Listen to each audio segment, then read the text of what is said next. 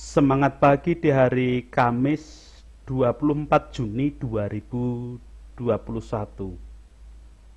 Kembali kita bersekutu dalam persekutuan doa anggota keluarga Allah dengan menenangkan hati, menenangkan pikir dalam saat teduh sejenak.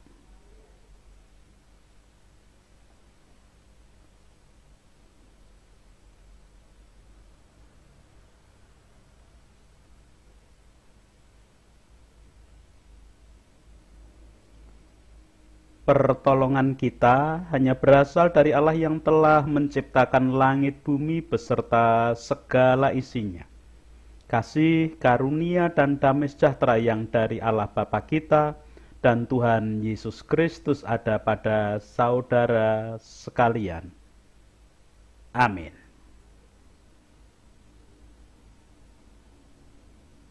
Anggota keluarga Allah,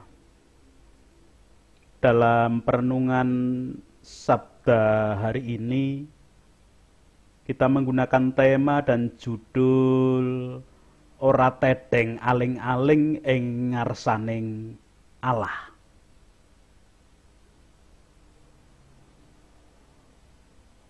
Ungkapan Jawa yang digunakan dalam judul perenungan hari ini tadi, ora tedeng aling-aling.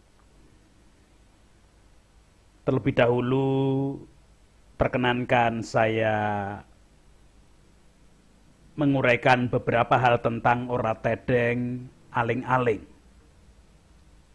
Secara harfiah, ungkapan ora tedeng aling-aling berarti tidak memakai tutup apa adanya. Ungkapan Jawa tersebut hendak menjelaskan tentang orang yang berterus terang mengatakan apa adanya dan bersikap apa adanya. Ini adalah sikap yang baik. Tetapi dalam kultur orang Jawa sering dianggap kurang sopan. Melihat perkembangan zaman yang cepat dan serba terbuka, di mana sekarang medsos tidak pernah berhenti menyatakan berita dan pernyataan dari setiap orang, seolah-olah semua serba terbuka. Kiranya sikap ora tedeng aling-aling bisa digunakan asal sesuai dengan tempat dan keperluan. Menyatakan sesuatu dan berkomunikasi dalam budaya Jawa biasanya menggunakan tingkatan yang harus diperhatikan. Tidaklah elok jika segala sesuatu diungkapkan dengan ora tedeng aling-aling. Haruslah diawali dengan pasemon atau bahkan sindiran. Sindiran biasanya digunakan untuk mengingatkan. Sedangkan pasemon adalah kata-kata semu atau kata-kata kiasan yang diungkapkan untuk menyatakan sesuatu kepada orang yang diajak berkomunikasi, tetapi tidak secara langsung kalimatnya menjurus. Jika memang yang disemoni pun atau orang yang diajak berkomunikasi tidak paham, maka barulah berterus terang atau ora tedeng aling-aling. Itu dalam kultur dan yang terjadi dalam kehidupan orang Jawa. Anggota keluarga Allah berbeda dengan budaya Jawa, bahwa berkomunikasi dengan Tuhan tidak perlu menggunakan tingkatan-tingkatan. Berkomunikasi dan hidup di hadapan Allah mestinya ora tedeng aling-aling. leksionari bacaan pertama hari ini melanjutkan bacaan kemarin, menjadi sarana kita belajar bahwa di hadapan Allah ora tedeng aling-aling. Kitab 1 Samuel 19 ayat 18 sampai dengan 24 memberikan kesaksian demikian. Setelah Daud melarikan diri dan luput, sampailah ia kepada Samuel di Rama dan memberitahukan kepadanya segala yang dilakukan Saul kepadanya. Kemudian pergilah ia bersama-sama dengan Samuel dan tinggallah mereka di Nayot. Ketika diberitahukan kepada Saul demikian, ketahuilah Daud ada di Nayot dekat Rama. Maka Saul mengirim orang-orang suruhan untuk mengambil Daud. Tetapi orang-orang ini melihat sekumpulan nabi kepenuhan dengan dikepalai oleh Samuel. Dan roh Allah hinggap pada orang-orang suruhan Saul sehingga mereka pun kepenuhan seperti nabi. Lalu hal itu diberitahukan kepada Saul. Ia mengirim orang-orang suruhan yang lain. Tetapi orang-orang itu pun juga kepenuhan seperti nabi. Saul mengirim sekali lagi orang-orang suruhan, rombongan yang ketiga, dan orang-orang ini pun juga kepenuhan. Lalu ia sendiri pergi ke Rama.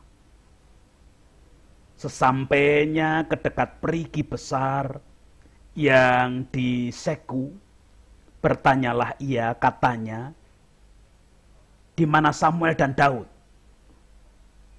Jawab orang, ada di Nayot dekat Rama. Lalu pergilah ia ke sana, ke Nayot dekat Rama, dan pada dia pun hinggaplah roh Allah. Dan selama ia melanjutkan perjalanannya, ia kepenuhan seperti nabi, hingga ia sampai ke Nayot dekat Rama. Ia pun menanggalkan pakaiannya, dan ia pun juga kepenuhan di depan Samuel. Ia rebah, terhantar, dan telanjang sehari-harian dan semalam-malaman itu. Itulah sebabnya orang berkata, apakah juga Saul termasuk golongan nabi?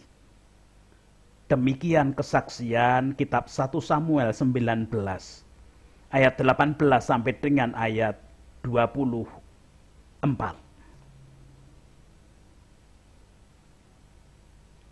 Anggota keluarga Allah dikisahkan setelah Daud berhasil melarikan diri dari Saul.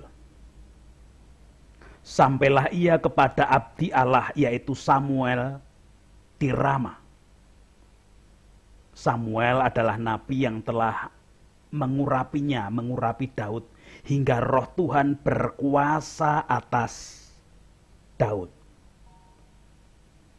Belajar dari kisah Daud sampai hari ini, ternyata dikuasai roh Tuhan adalah bukan sesuatu yang enteng, ringan. Dalam bahasa Jawa, abot sanggani. Mengapa?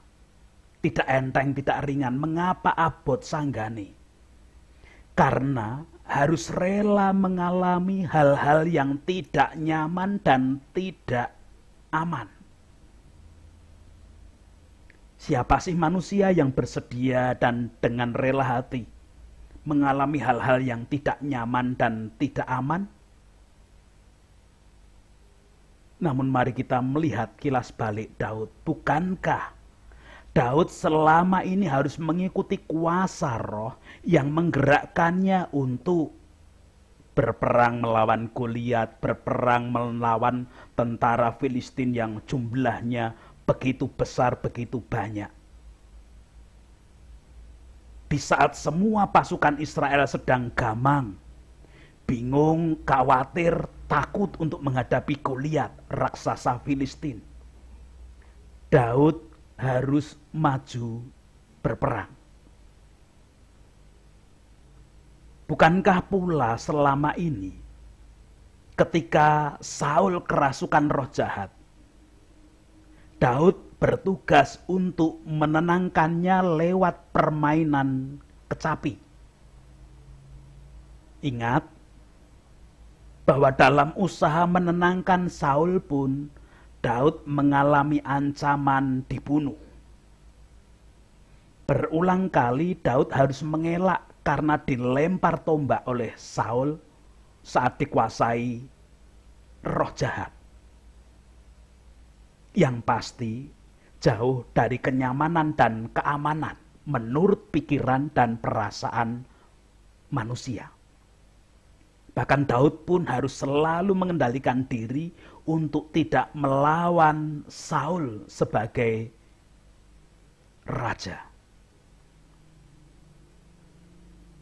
Anggota keluarga Allah.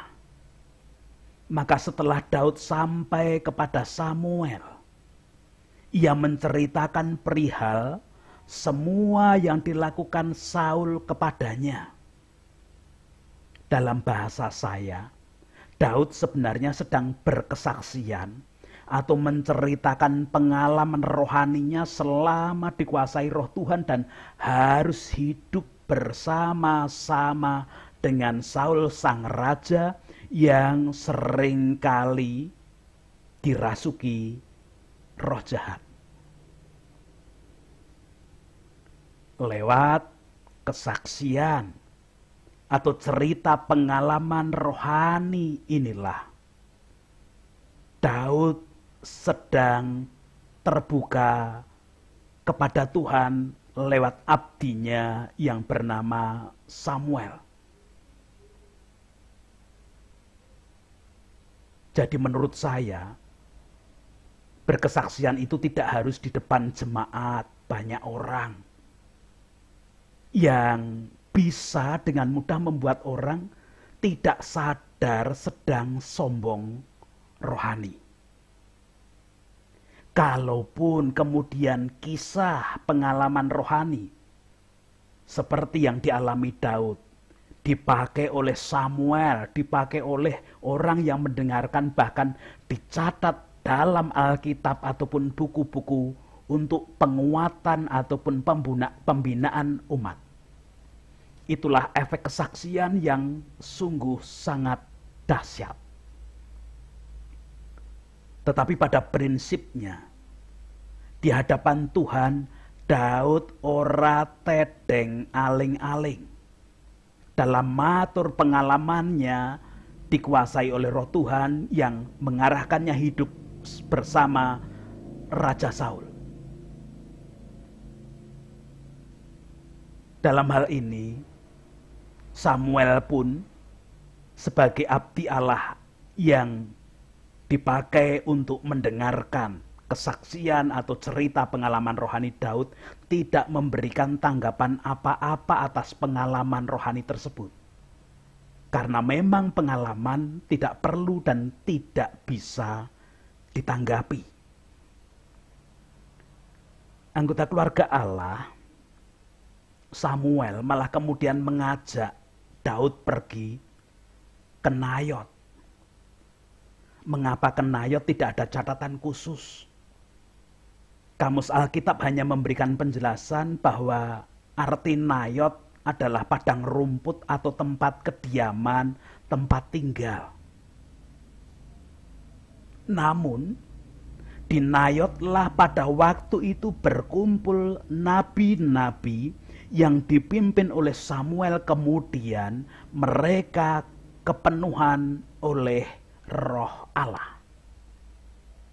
Kata kepenuhan dalam terjemahan Alkitab firman Allah yang terbuka dikatakan kepenuhan roh dalam huruf besar dan bernubuat. Jadi tidak hanya kepenuhan roh tetapi juga dan bernubuat. Sedang arti bernubuat sendiri adalah menyampaikan kehendak Allah. Kehendak Allah yang disampaikan dalam nubuatan biasanya tentang hal-hal yang akan terjadi dan yang harus terjadi. Tentu kepenuhan roh Allah dan bernubuat tersebut juga terjadi atas diri Daud yang diajak oleh Samuel pada waktu itu. Anggota keluarga Allah, ketika Saul mengetahui bahwa Daud ada di Nayot, maka disuruhnyalah beberapa utusan untuk mengambil, atau dalam bahasa saya, mengajak pulang paksa Daud. Namun, sampai 3 gelombang kelompok suruhan atau utusan Saul, setelah sampai di Nayot, semuanya turut kepenuhan roh dan bernubuat. Belajar dari arti kata Nayot berdasarkan kamus Alkitab seperti di depan tadi, dan semua suruhan Saul turut kepenuhan roh dan bernubuat.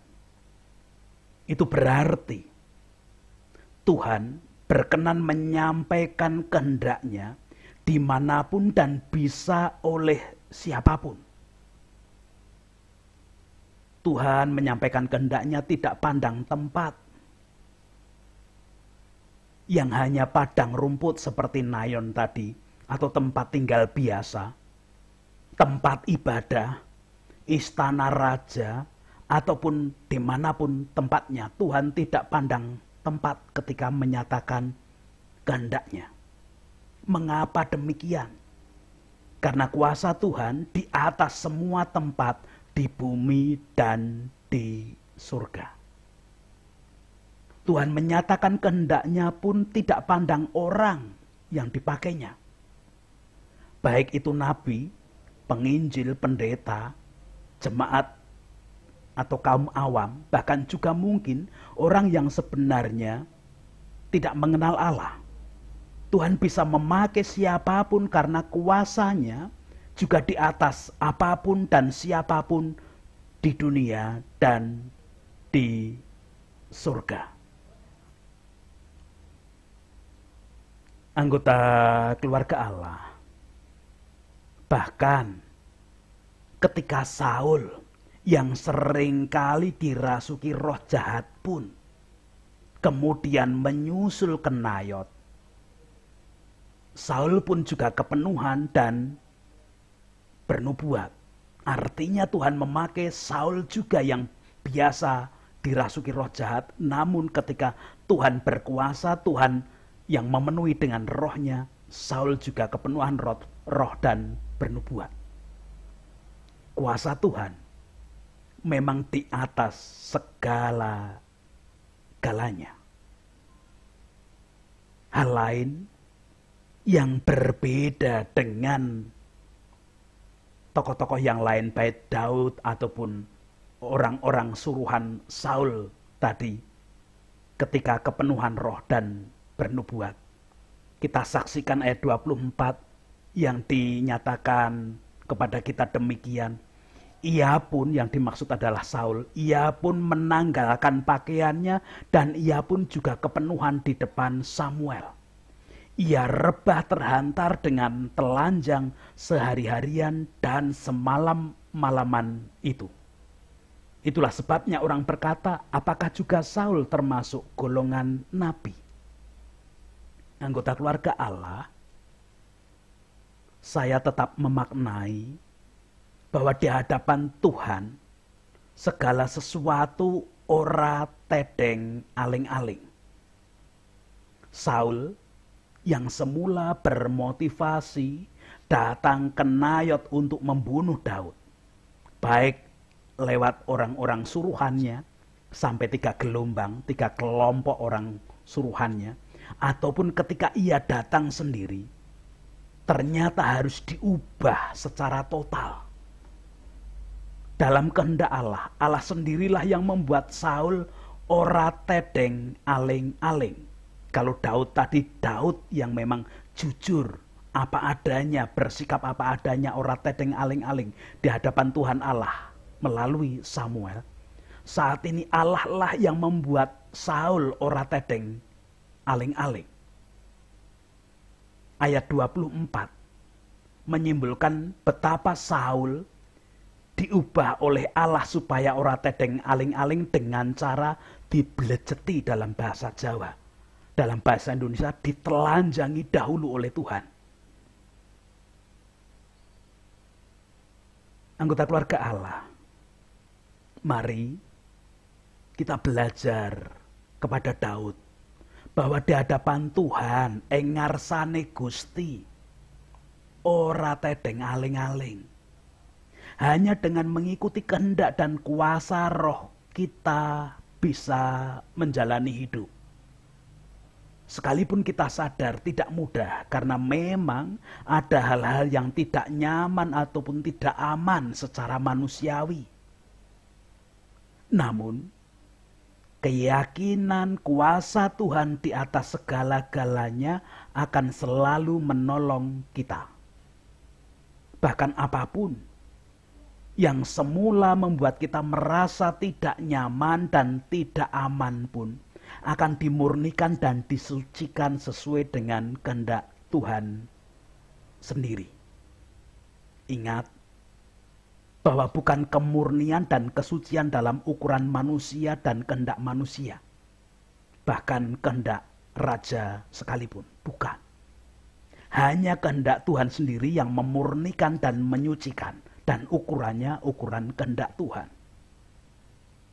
Sama seperti Saul yang dimurnikan dan disucikan. Bahkan sampai dibleceti, sampai ditelanjangi. Mari kita belajar kepada Daud yang memang ora tedeng aling-aling ngarsane Gusti Allah di depan Tuhan Allah. Jangan sampai kita dibleceti dulu oleh Tuhan. Kalaupun ada banyak orang yang mempertanyakan tentang kemurnian dan kesucian Saul dengan berkata seperti dalam ayat 24 bagian akhir, apakah Saul juga termasuk golongan nabi? Dalam hal ini pun kita tetap perlu terus-menerus meyakini bahwa kuasa Tuhanlah di atas segala-galanya. Dan jangan hanya berhenti pada keyakinan ngerti yen Gusti Allah kuwi kuwasa. Jangan, tetapi mari kita melanjutkan dengan sikap menundukkan diri pada kuasa Tuhan karena kita belajar kepada Daud. Tuhan memberkati kepada setiap anggota keluarga Allah. Amin. Anggota keluarga Allah, sungguh kita patut bersyukur menghadapi apapun realita kehidupan di dunia. Kita diajarkan untuk ora tedeng aling-aling di hadapan Tuhan seperti Daud. Bukan hanya ketika kita menghadap Tuhan kemudian bercerita kepada Tuhan, tetapi keseluruhan hidup kita ketika ora tedeng aling-aling hanya taat pada kehendak dan kuasa Allah saja. Karena itulah yang akan menolong kita keyakinan kuasa Tuhan di atas segala-galanya. Kita menyerahkan, mengaturkan hidup, kita mensyukuri kehidupan di dalam doa syukur dan doa syafaat hari ini. Saya hantarkan kita berdoa bersama. Puji, hormat, dan syukur kemuliaan hanya bagi nama Tuhan yang hari ini bersabda kepada kami melalui kisah Daud yang menjalani hidup ora tedeng aling-aling berdasarkan kehendak Allah. Bahkan ketika mengalami kesulitan pun bercerita apa adanya di hadapan abdi Allah di hadapan Allah sendiri lewat abdinya Samuel. Dan ketika Samuel mengajak untuk pergi ke Nayot, Daud pun hanya menurut, kemudian menikmati kehidupan yang kepenuhan oleh Roh Allah sendiri. Biarlah apa yang terjadi pada diri Daud boleh kami pelajari untuk kehidupan kami menghadapi situasi dunia yang tidak menentu saat ini. Memang ada bagian-bagian yang tidak nyaman, tidak aman bagi kami, terlebih dalam suasana pandemi seperti saat ini. Namun kami mau belajar seperti Daud untuk tetap ora tedeng aling-aling di hadapan Allah. Kami tidak mau kalau harus sampai dibelejeti seperti Saul. Mari Tuhan, Engkau menolong, Engkau melayakkan kami untuk hidup seperti Daud yang Engkau sabdakan hari ini. Dalam aktivitas kegiatan kami hari ini, apapun yang kami lakukan, kami mau tetap seturut dengan kehendak Allah, karena kami ora tedeng aling-aling di hadapan Allah. Kuasa-Mu lah yang terjadi di atas segala-galanya, termasuk pikiran, kehendak, dan semua rencana hidup kami. Ya Allah kehidupan, tatkala kami mengajak anak-anak kami di usia belajar mereka untuk tetap takut dan taat kepada Allah seperti Daud, biarlah bukan hanya ajakan, bukan hanya tuntutan, namun kami Engkau layakkan untuk meneladankan sehingga anak-anak kami paham dengan sungguh bagaimana hidup taat kepada kehendak Allah. Sekarang perkenankan kami berdoa untuk setiap anggota keluarga Allah yang dalam kelemahan ragawi karena sakit penyakit, baik sakit penyakit sesaat, sakit penyakit menaun, sakit penyakit dampak COVID, ataupun bagian dari anggota keluarga Allah yang sedang berduka karena ada bagian anggota keluarga yang Engkau panggil terkait dengan suasana pandemi saat ini. Kasih kuasa-Mu nyata dan layakkan mereka untuk tetap hidup ora tedeng aling-aling di hadapan Allah. Memang berat, namun ketika ora tedeng aling-aling di hadapan Allah, hidup akan lebih mudah untuk dijalani. Perkenankan kami berdoa bagi bangsa dan negara kami lewat para pemimpin, wakil rakyat, tokoh masyarakat, tokoh agama, semua komponen bangsa dan negara termasuk para medis yang menjadi garda depan penanganan pandemi. Bersama-sama dengan masyarakat, ketika membangun kehidupan di tengah-tengah suasana pandemi dengan apapun pikiran yang berbeda-beda, yang berkembang di dalam kehidupan masyarakat, kami tetap meyakini kuasa Allah di atas segala-galanya. Tetap berdoa juga untuk bangunan kerukunan, toleransi di dalam kehidupan bangsa dan negara ini. Gereja-gereja Tuhan yang Tuhan pakai untuk menjadi pionir-pionir bangunan toleransi, kerukunan, biarlah kuasa-Mu yang nyata bagi semuanya. Itu Tuhan, doa-doa kami. Ampuni dosa dan kesalahan kami.